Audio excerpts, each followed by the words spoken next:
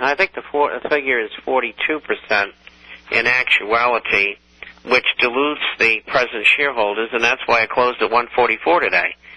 And the government's going to end up owning the bank, and the shareholders have been diluted down, and it's not being nationalized.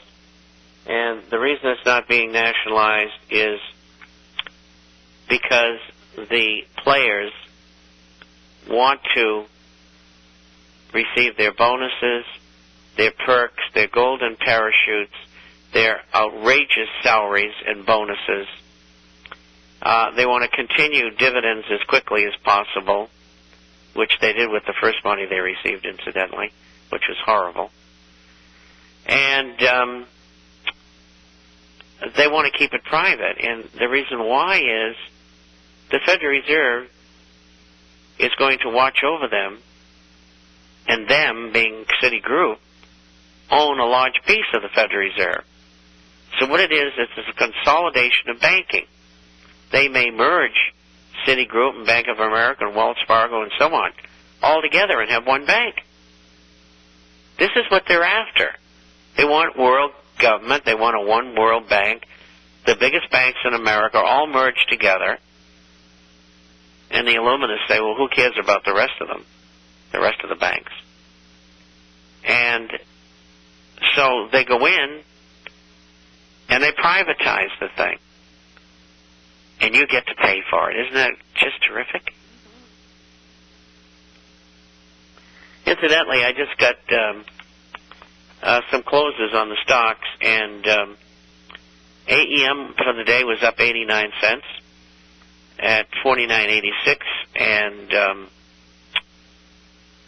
GG was up 2 pennies at 28.92, and SSRI was down 33 at 15.09.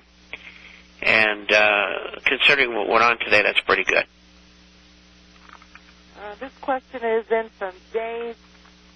There's a rumor, I guess, that Tim Geithner may be replaced with Paul Volcker as Secretary of the Treasury, and he thinks that maybe this rumor might have some legs, since Wall Street doesn't seem to be accepting Geithner. Well, he's one of the anointed, and, Geithner doesn't make those decisions. Somebody else does. And I think he may be the fall guy. And that's the way I think it will turn out. And that's too bad for him, but Volcker is 86 years old. He's sharp. He's a member of the Trilateral Commission, the CFR, the Bilderberger Group, the Royal Institute. I mean, anything that's Illuminati, he's one of them.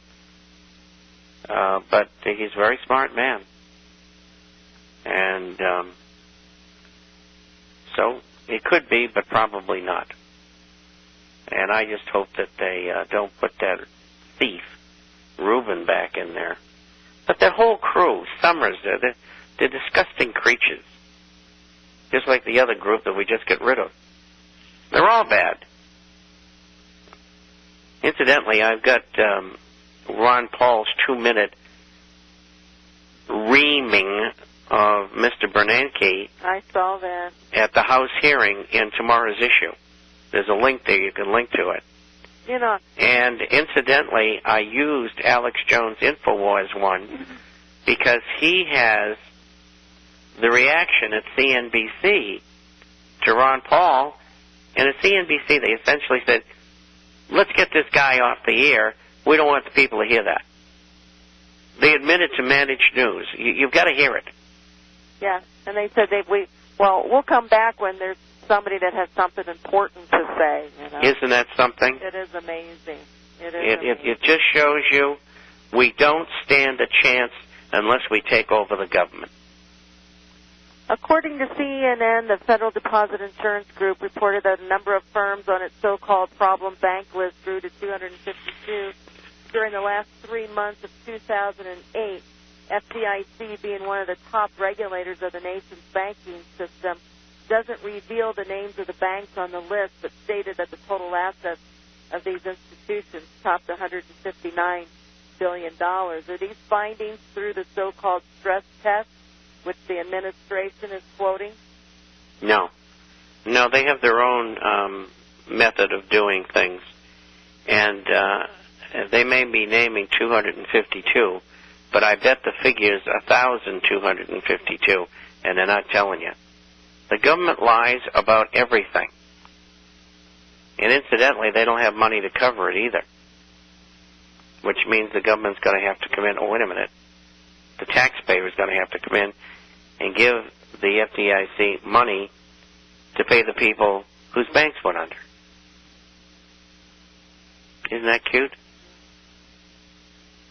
Here's another question. And would a false flag attack having an effect on gold and silver prices? Did 911 move the prices? 911 moved the prices up, but they didn't stick because the U.S. government came in the market and attacked. And they don't have that ability to do it as effectively as they did, what's that, 7 years ago, 6 years ago? Yeah. And so I would say they'll attempt it, but it ain't going anywhere. But normally gold would, under those circumstances, would go up $100 to $300. Once we clear 1,000, anything goes. I mean, you could see if gold was 1,700 and an attack occurred, it might go down to 1,500 and turn around and go to 3,000. It's going to get crazy.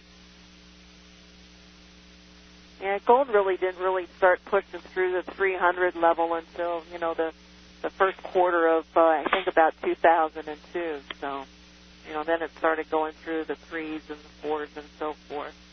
It's been a hard fight, let me tell you. Yeah, but you know what? After 911, they closed all the markets. They quit the trading in gold. They shortened the trading hours, and gold never came back to its full trading hours, I believe. As it was prior. There's too much physical out there. What will happen if they pull that again, you're going to have separate physical markets.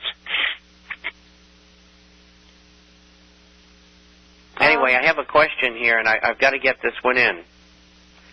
This is from Joe, and the title of this one, this question is for Friday's Mint State Mama Show. Excuse me? This question is for Friday's Mint State Mama Show. All right. Can you explain how to calculate the X times forward earnings for major averages? Well, I don't have their formulas. I can't do that.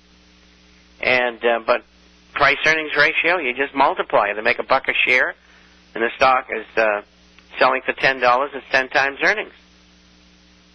Now, what does stock sell at during depressions?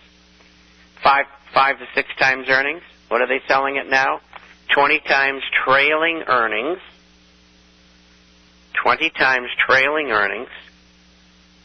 And probably 25 times present earnings. Market is way, way overpriced based upon earnings.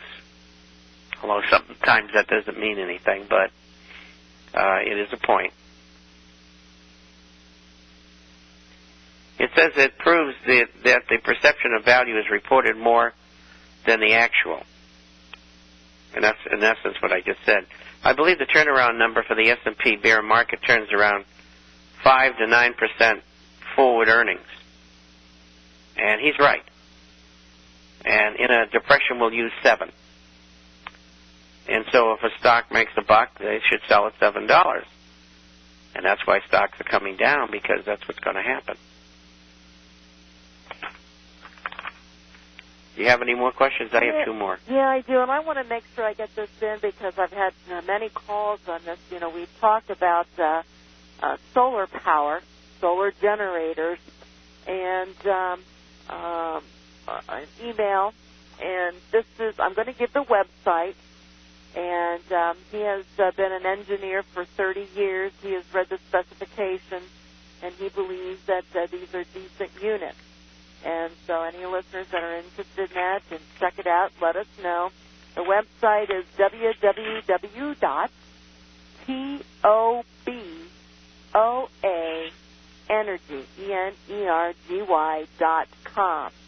He says, look at the Green Tea Hour, and it will run the show. They did a show last night with the manufacturer, so I'm sure it's a very educational hour. So go to www.tobaenergy.com. And so check out the solar energy or the solar generator, and that'll help you guys out there for those of you who are looking for that. Here's a question in from Glenn. He says, if there was a currency devaluation of 10 to 1, like we've mentioned on the show as a possibility, and if gold was trading at 1,000, would it also adjust down and then be trading at around 100 of the new currency? No.